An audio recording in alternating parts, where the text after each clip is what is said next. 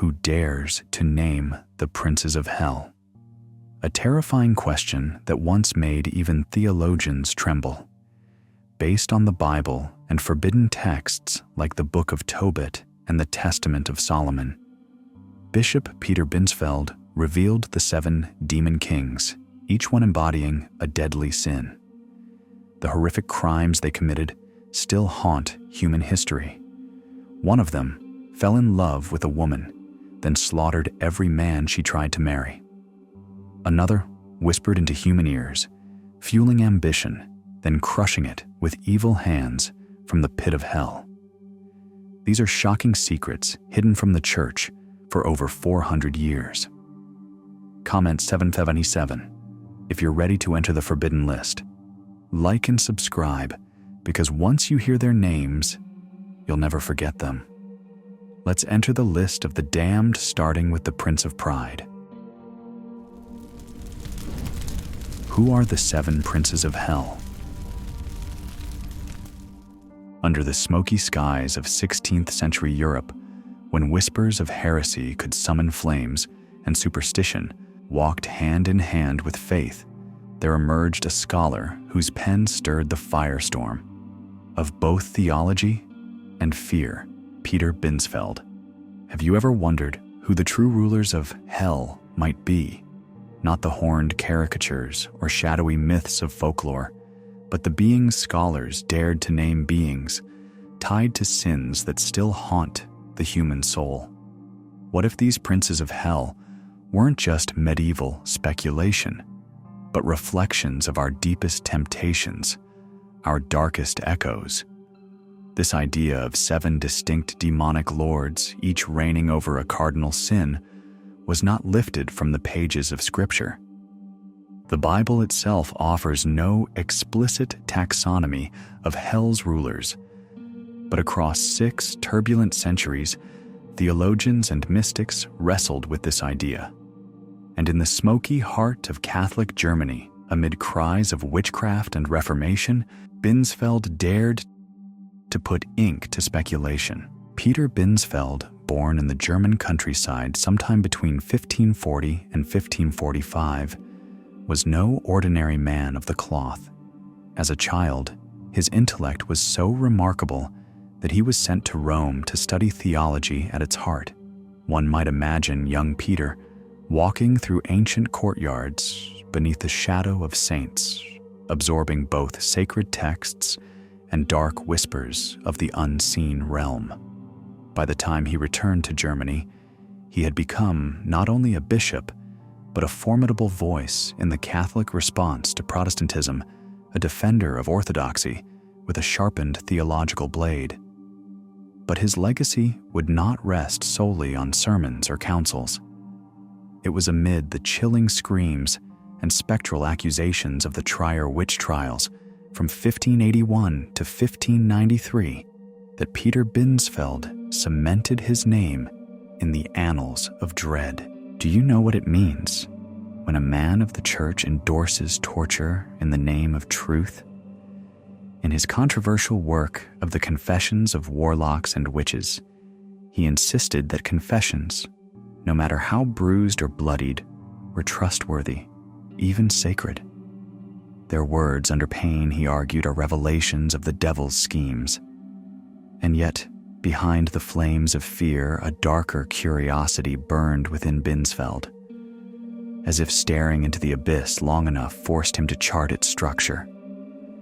In 1589, while the fires of the witch hunt still roared, he released a chilling classification of a list of hell's highest-ranking demons.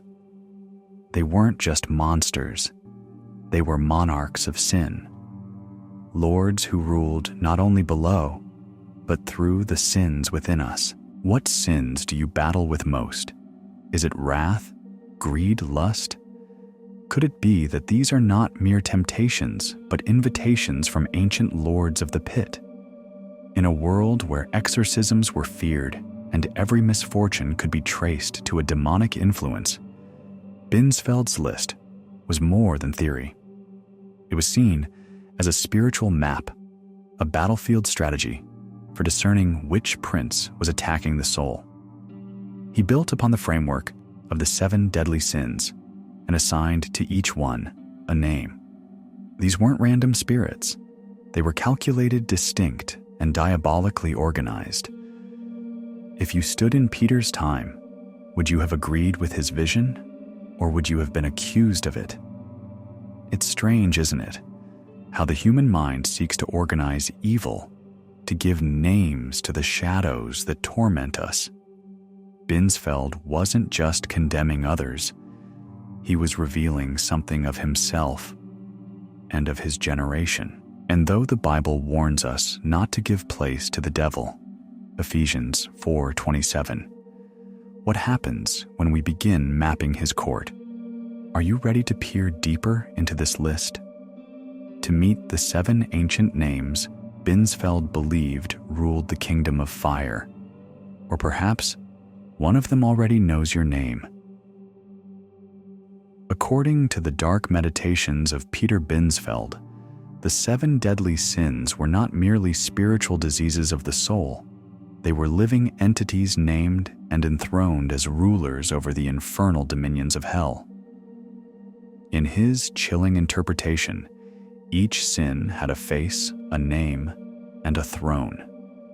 These were not simply metaphorical flaws of human nature, but were in his belief demonic forces governing realms beyond mortal comprehension. And leading them towering above all was Lucifer, the embodiment of pride. But who is this Lucifer in Binsfeld's demonology? Is he the same figure cast from heaven like lightning in Isaiah 14:12? Or is he something far more ancient and mysterious? Lucifer, as Binsfeld described, was not just any demon. He was the fallen archangel, the one who dared to look upon the throne of God and say in his heart, "I will ascend above the heights of the clouds. I will make myself like the Most High." Isaiah 14:14. His sin wasn't rage, nor envy, nor lust. It was pride, the desire to exalt oneself above one's creator. And so, in Binsfeld's view, Lucifer became the crown jewel of arrogance, the silent whisper that tempts mankind to believe they too can be their own gods. But if pride could twist a radiant being into a prince of darkness, what could it do to us? And here lies a question for you, listener. If you had been in the courts of heaven, witnessing Lucifer's rise in self-worship, would you have followed him? Or would you have stood trembling in silence, watching the light in him turn to shadow? Some believe Lucifer leads the 7 princes, reigning not just over pride, but over all vice. Others separate him from Satan, entirely arguing that Lucifer is the architect of rebellion, while Satan is the executor of accusation and punishment. What if they are not one being, but 2 competing powers in hell's twisted hierarchy? Or more curiously still, what if Binsfeld was wrong and another takes Lucifer's place altogether? In some interpretations, Azazel, the scapegoat of Leviticus 16, is offered as the true face behind the sin of pride, a deceiver buried in ancient Jewish tradition, rising again through whispers in forbidden texts. What fascinates me personally is how pride, the most inward and silent of sins, becomes the loudest in the courts of hell. It's never content to remain hidden. It always seeks a throne. And if we're honest with ourselves, how often does that same whisper echo in our own thoughts, subtly shaping our choices, our words, our sense of worth? Now, if Lucifer truly sits atop this infernal council, what of the other 6? Who are the ones that follow, and what human sins do they feed upon? Let us continue deeper. But tread carefully. The next name may be closer to your heart than you realize. Mammon, the second demon named in Binsfeld's infamous hierarchy, emerges not as a vague shadow, but as the grotesque embodiment of greed itself. His very name, Mammon, carries the chilling weight of its meaning, money, riches, and all the insatiable desires that coil around the human heart. Though the scriptures often mention mammon more as a force, a seductive idea, rather than a flesh and blood being, Binsfeld and others of his time dared to breathe demonic life into this concept.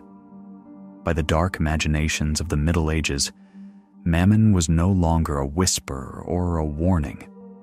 He was a personified spirit, a prince of hell, draped in gold and chains, feeding upon the greed of kings and commoners alike.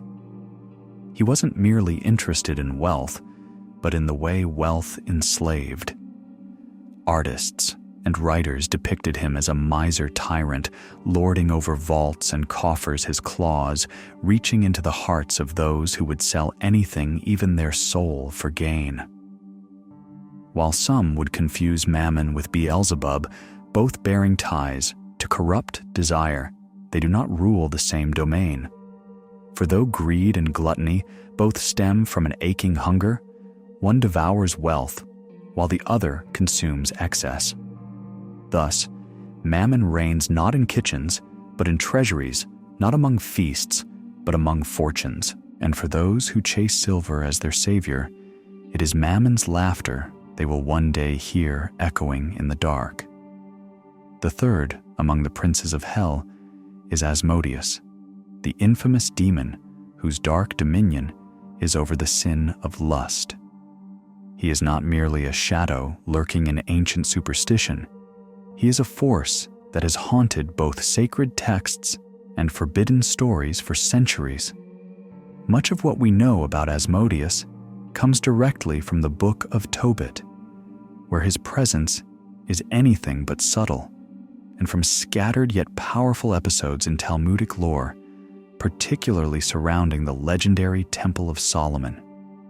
Unlike other demons who corrupt silently, Asmodeus spreads lust like wildfire across the land, touching peasants and kings, maidens and monarchs alike. None are beyond his reach. In the Book of Tobit, he becomes obsessed with a woman named Sarah, not out of love, but out of jealous desire. In his wrath, he slays 7 of her husbands, each one on the very night of their wedding, just before the union could be consummated. It is a chilling ritual, repeated again and again, a cruel defiance of human intimacy and divine covenant. But when the 8th man, Tobias, steps into the scene, something different unfolds. Guided by divine wisdom spoken through the archangel, Raphael, Tobias, performs a strange act of faith. He places a fish's heart and liver upon burning coals. When Asmodeus appears that night, drawn by his lust and fury, the acrid holy scent drives him into a rage and ultimately into flight. Chased across the realm of spirits, he is finally bound by Raphael and cast down.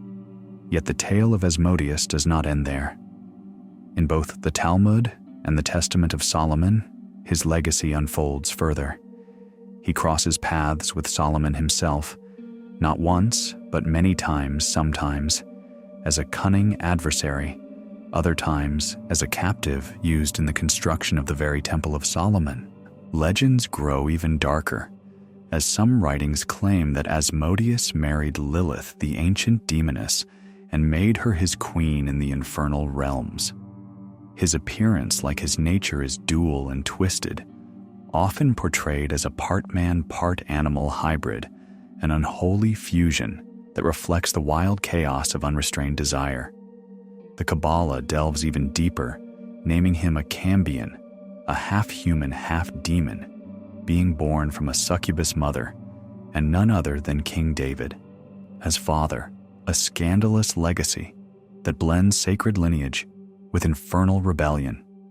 Through every version, every variation, Asmodeus remains a symbol of how sacred longing can be perverted into destructive obsession, an eternal reminder of what lust becomes when torn away from love, covenant, and truth. The fourth prince of hell, as outlined by Binsfeld, is none other than Leviathan, the monstrous embodiment of envy. At first glance, this may feel unexpected. After all, Leviathan conjures up images of a colossal sea beast, a mythic creature rising from the deep, not a demon lurking in the fire pits of hell. But the deeper we dive into scripture and ancient Christian theology, the stranger and more terrifying this connection becomes. The Bible introduces Leviathan in books like Job and Psalms as a fearsome beast of the sea, a symbol of untamable chaos. But Binsfeld and many theologians before him saw beyond the surface. They believed this creature, writhing in the depths, symbolized an even deeper sin, envy, the silent rot of the soul, the poison that hungers for what others have and rejoices when they fall. But why envy, and why Leviathan? The answer lies in a fusion of theology and metaphor. Thomas Aquinas once spoke of Leviathan as the demon who torments the envious in the afterlife, swallowing them whole in a fitting punishment. The image is haunting those who longed to consume the joy of others, are now consumed themselves. In medieval and Anglo-Saxon Christian art, Leviathan even became a symbol of hell's gaping entrance. Carvings and paintings from centuries past portray the gates of damnation as a monstrous jaw, wide open, waiting to devour lost souls. This gaping maw, often referred to as the hellmouth, was not merely artistic flair. It echoed the belief that envy is a sin that leads to utter spiritual ruin, an abyss from which few return. Could it be that envy, often dismissed as a subtle sin, is more dangerous than we thought? Could it be that beneath the still surface of comparison, bitterness and rivalry, there slumbers a Leviathan, ready to devour not just others, but us? When we allow jealousy to guide our steps, when we measure our joy by someone else's misfortune, are we feeding this ancient beast in the depths of our soul? Consider this carefully, friend. For Leviathan doesn't rage loudly. It coils quietly in the waters of the heart until the day it opens its jaws and swallows. The fifth prince in the infernal hierarchy of Binsfeld is Beelzebub, whom he named the embodiment of gluttony. Yet the image of Beelzebub is far more ancient, far more sprawling than a single sin. Known by many titles, Lord of the Flies, Lord of the High Places, Lord of Flyers, he flits across the pages of history like a shadow too swift to pin down. His name alone evokes decay and infestation, the buzzing of flies around rotting flesh, and the stench of spiritual corruption. But beneath that swarm lies a being of great stature, one whose wings once gleamed in heaven's light before his descent into ruin. In the Testament of Solomon, Beelzebub emerges as a mighty fallen angel, a confidant of Lucifer, one who whispers chaos into the hearts of men. His power is subtle but devastating, turning hearts toward idols, fanning the flames of lust and rage, planting seeds of betrayal between brothers and nations alike. Where he flies, unity crumbles, holiness rots, and in his wake, humanity forgets its maker. Yet what does all this have to do with gluttony? Binsfeld saw in Beelzebub not just a corrupter, but a devourer of minds, of spirits, of sacred devotion. Gluttony, then, was not merely a hunger for food. It was a grotesque overindulgence in all things, forbidden a bottomless craving for more pleasure, more power, more praise. Beelzebub doesn't simply tempt the body, he gorges the soul until it can no longer feel. In this way, his gluttony is cosmic. It's not just eating until full, but consuming until numb, swallowing every good gift of God and turning it to ash in the mouth. Could this be why ancient demonologists like Johann Weyer called him Lucifer's chief lieutenant? Why did John Milton in Paradise Lost place Lucifer's right hand more than just a monster, but a master tactician in the war against the divine? And still, Beelzebub's name carries conflicting echoes. Some called him the spirit of pride, others envy. False gods were said to carry his mark. Perhaps this is his greatest weapon, the ability to shapeshift through time, appearing as whatever your soul is weakest to resist. One moment, he is a king. The next, a feast. The next, a whisper behind your craving. So ask yourself, when have you fed too long at the table of desire? When has the need for just a little more become the very chain that binds you? Beware the Lord of flies, for he does not knock loudly. He enters through appetite, and when he feeds, it is not your body he devours, but your eternity. And now we come to the last of the 7 demon princes, Belphegor, the shadowed lord of sloth.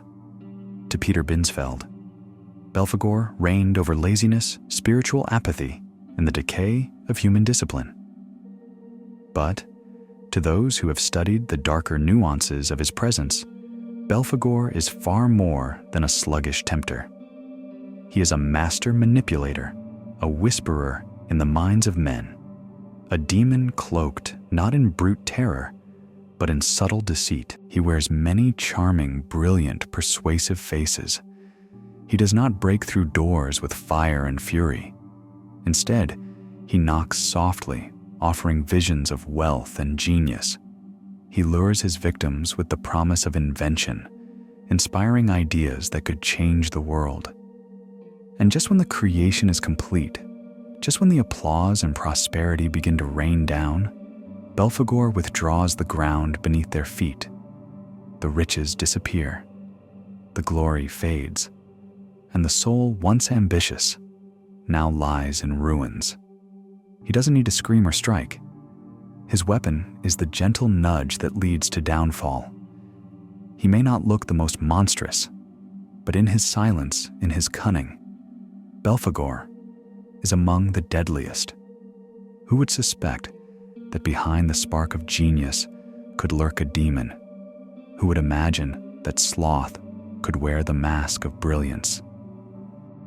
So now, as the curtain falls over the names of the 7 princes of hell, we are left not merely with horror, but with a haunting reflection of ourselves. For these demons, Lucifer, Mammon, Asmodeus, Leviathan, Beelzebub, Satan, and Belphegor are not just rulers of the damned.